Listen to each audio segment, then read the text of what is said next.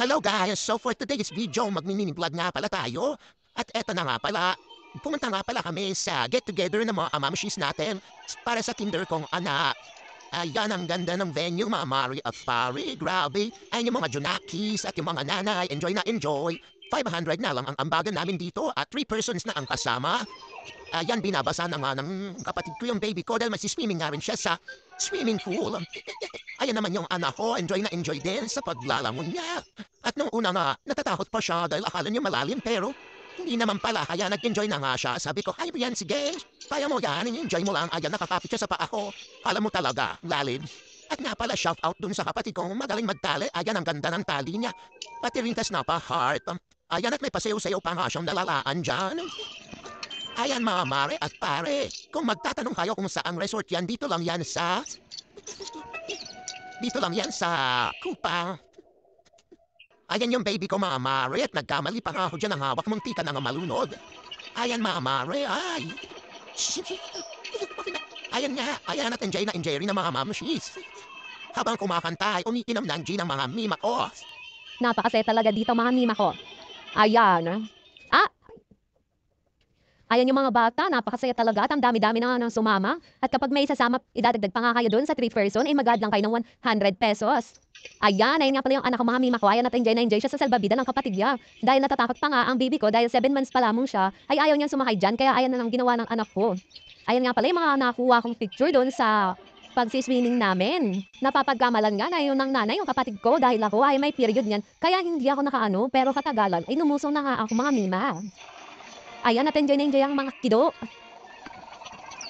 Ayan at sa pagkain naman ay nag-ambagan nga rin kami. Kung ano yung dala ay pinagsalu-saluhan. Napakasaya talaga dyan mga mima ko. Ayan.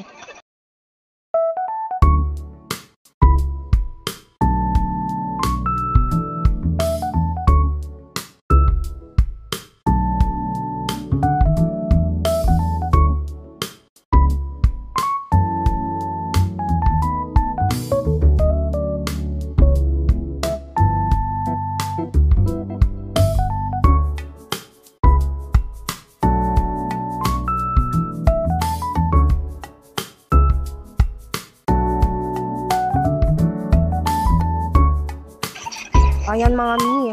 Ayan, at naganda na nga sila ng aming kakainin. At hinihintay pa namin dyan dumating si teacher dahil galing pa nga sa school.